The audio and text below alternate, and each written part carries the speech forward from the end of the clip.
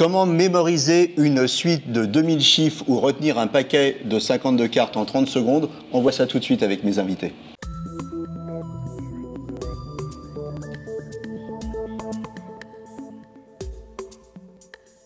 Alors avec moi sur le plateau, le professeur Francis Eustache, vous êtes neuropsychologue, vous êtes directeur d'études à l'école pratique des hautes études et vous êtes co-auteur d'une collection qui est La mémoire au futur. En fait là j'ai 2 ouvrages mais il y en a 5, puis il y en a un qui sort chaque année. Et puis avec moi Pierre Berbineau, alors vous êtes champion de mémoire, vous participez à des compétitions, vous vous entraînez régulièrement. On peut dire que vous êtes un véritable athlète de la mémoire. Alors, à quoi ça vous sert dans la vie de tous les jours? Ça m'aide, tout cet entraînement m'aide pour retenir des chiffres quand j'ai besoin de les retenir, des dates, des numéros de téléphone, par exemple. Qu'est-ce que vous faites comme métier? Je travaille dans la propriété intellectuelle, dans les brevets. Ah oui? Et ça vous aide ça dans... Non? Oui, parce qu'il y a une composante juridique, donc oui. Donc il y a des chiffres. Donc ça vous aide. Et alors, à la base, vous aviez plutôt une mémoire supérieure à la moyenne. Ça a été quoi le déclic pour se dire allez, tiens, je vais faire des championnats de mémoire? C'est pas banal, ça. Non, j'ai pas du tout une mémoire supérieure à la moyenne. J'ai entendu parler des championnats de mémoire quand je vivais à Londres. Et voilà, ça j'ai un peu piqué ma curiosité. Et puis je me suis dit que ce serait de toute façon un bon entraînement pour le cerveau et pour le maintenir en forme. Professeur Eustache, est-ce qu'on a tous un type de mémoire? Il y a des gens qui disent j'ai une mémoire visuelle, j'ai besoin de prendre des notes. Est-ce qu'on a tous un type de mémoire?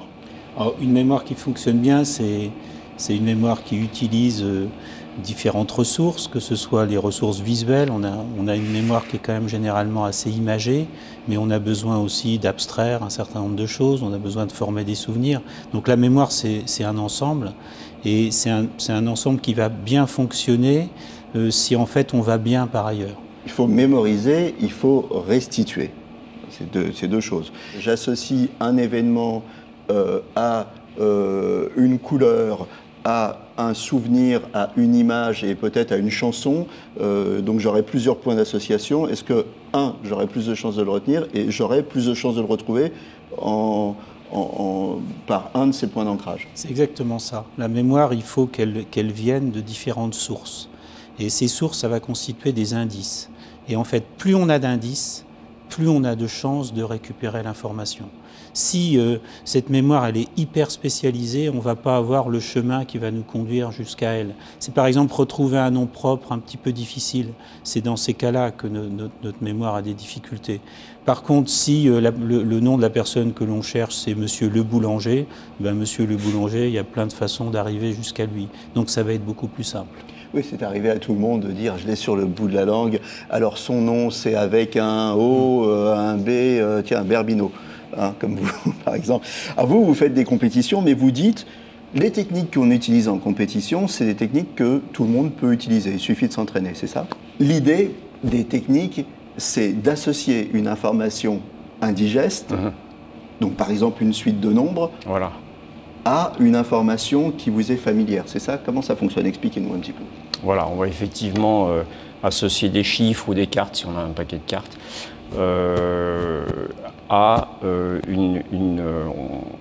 on va l'associer en fait à une image essentiellement parce que comme disait le professeur Eustache, nous sommes quand même des êtres essentiellement visuels. Bon. Et donc voilà, on va l'associer à une image en fait qui va être plus digeste pour le cerveau et dont le cerveau va se souvenir plus facilement.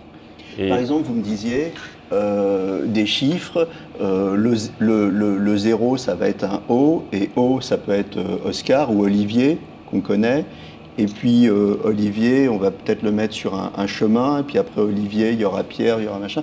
Donc le chemin vous le connaissez, et vous allez associer ces informations indigestes à des images qui ont un ordre sur votre chemin que vous connaissez. C'est ça, le principe?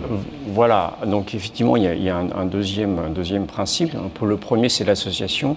Le deuxième, c'est qu'on a une suite d'informations à retenir. Il faut les mettre dans un certain ordre pour pouvoir les restituer ensuite. Et donc, une façon qui est utilisée par tous les champions, tous les compétiteurs au championnat, c'est effectivement de placer ces différentes images sur un chemin. La différence entre vous et un acteur qui va apprendre Cyrano de Bergerac, hein, et vous, c'est quoi en fait? Vous allez utiliser les mêmes techniques ou pas du tout? Il y a une différence à mon sens parce que quand on apprend un texte, il y a un sens, le texte a un sens. Donc je pense que moi, le professeur Eustache pourra en parler mieux que moi. On fait appel à des parties différentes de la mémoire. Pour les championnats, c'est différent. Les informations qu'on a à retenir n'ont pas de sens. Oui, c'est des séries de chiffres ou des séries de cartes. Et donc, on applique exactement les techniques dont je viens de parler. C'est impressionnant. Ouais. Alors, vous allez nous faire une démonstration tout à l'heure. On va vous donner une série de 30 chiffres. Mais alors, moi, il y a un truc qui m'a bluffé. C'est le record du monde, c'est 52 cartes mémorisées en 30 secondes. C'est-à-dire ça prend plus de temps de dire les cartes quand on restitue après que de les mémoriser. C'est dingue, ça. Oui, c'est exact. Oui. Alors, c'est pas moi qui détiens le record, malheureusement, mais il y a un certain nombre de personnes qui, mais en nombre quand même limité dans le monde, qui sont capables de faire ça. Mais même déjà en moins d'une minute, c'est quand même très très difficile. Hein. Mais effectivement, je pense qu'il est intéressant, la leçon à retenir de ça, c'est que le cerveau a des capacités insoupçonnées. Voilà. Il y a un record que je trouve extrêmement impressionnant, c'est on vous dit un chiffre, c'est une des épreuves du championnat, on vous dit un chiffre au rythme de 1 par seconde. Eh bien, le record du monde, c'est 400 chiffres. Ah oui, c'est quand même extraordinaire. Là, ça demande une concentration, parce que la concentration va avec la mémoire, une concentration exceptionnelle. Vous m'avez dit en préparant l'émission, la mémoire, c'est aussi, c'est pas que le passé, il faut avoir une vision dynamique de la mémoire, il y a un lien passé, présent, futur. Oui, la mémoire en quelque sorte, c'est un jeu avec le temps. C'est d'abord le présent, nous sommes dans le présent, et en fonction du présent, du contexte, hein, ce qui nous entoure, et puis de nos souhaits, de nos aspirations du moment, de ce que l'on veut faire dans la journée, par exemple, quand on se réveille le matin, on va se tourner avant tout vers le futur. Donc la mémoire, certes, c'est le passé, je ne reviens pas là-dessus, mais c'est avant tout le futur. Et ce futur, c'est-à-dire ce que l'on va faire dans la journée, par exemple, ou ce que l'on va faire demain, notre projet pour demain ou pour le prochain week-end, il va bien sûr être alimenté par nos connaissances générales, par nos souvenirs. Par exemple, ce que j'ai fait hier soir, ça va peut-être influencer ce que j'ai envie de faire dans la journée. Et donc, c'est un jeu avec des rétroactions comme ça. On va continuer à en parler, mais vous savez ce que c'est notre futur immédiat? Notre futur immédiat, c'est qu'on va tester les capacités de notre champion et on va le laisser se concentrer. On va lui donner une suite de 30 chiffres. Hein, moi, je ne me rappelle même pas les 3 premiers. Et puis, il va se concentrer et puis on va voir s'il est capable de nous les restituer d'ici 1 minute, 1 minute et demie. On le laisse se concentrer. Donc, vision dynamique de la mémoire. Il y a aussi une mémoire individuelle et il y a une mémoire collective. Comment ça fonctionne? Alors, d'abord, on pense à la mémoire individuelle. Parce qu'on pense à un patient, par exemple, qui a des troubles de mémoire. Donc et puis, chacun a sa mémoire du fait de ce qu'il a vécu, du contexte dans lequel il a vécu, de sa volonté, etc. Donc, il y a une mémoire individuelle. Mais il y a aussi une mémoire collective, qui est étudiée par les historiens, par les sociologues. Cette mémoire, elle évolue aussi au fil du temps avec des événements qui vont être rehaussés, hein, qui vont être sur le devant de la scène, qui vont être au contraire à l'arrière-plan, qui vont pouvoir revenir à un moment donné. En fait, avec un fonctionnement avec des mémoires fortes et des mémoires faibles, comme ma mémoire individuelle. Donc ça, c'est une réflexion qui est intéressante actuellement chez les scientifiques, c'est-à-dire qu'on a tendance à essayer de rapprocher ces deux formes de mémoire, la mémoire individuelle et la mémoire collective, en se disant que si on s'intéresse vraiment au contenu de la mémoire individuelle, il faut que l'on comprenne aussi les contenus de la mémoire externe, des mémoires collectives qui se construisent. Parce que l'une, en fait, enrichit l'autre. Ma mémoire individuelle, en fait, elle est tributaire des échanges que j'ai avec les autres. J'apprends très peu de choses, en fait, tout seul. J'apprends beaucoup de choses en interaction avec les autres. Et la mémoire collective, dans des sociétés comme les nôtres, qui sont des sociétés de communication, où la communication est de plus en plus importante, la mémoire collective, elle prend de plus en plus de place par rapport à la mémoire individuelle. Elle l'influence d'une certaine manière de plus en plus, c'est ce que vous nous dites. Alors exactement. C'est-à-dire que le lien mémoire individuelle, mémoire collective, il a toujours existé. Le lien mémoire individuelle interne en quelque sorte et mémoire externe, il a toujours existé. C'est-à-dire que je vais consulter un spécialiste dans un domaine, mais aujourd'hui, les mémoires externes sont de plus en plus puissantes. Et on le voit dans les médias, on les voit dans les chaînes en continu, on les voit dans les réseaux sociaux, et c'est potentiellement un point sur lequel il faut réfléchir. Alors je vais vous interrompre parce que notre champion vient de me redonner la feuille. Alors Pierre, on vous écoute. 1, 5, 7, 9, 4, 6, 3, 9,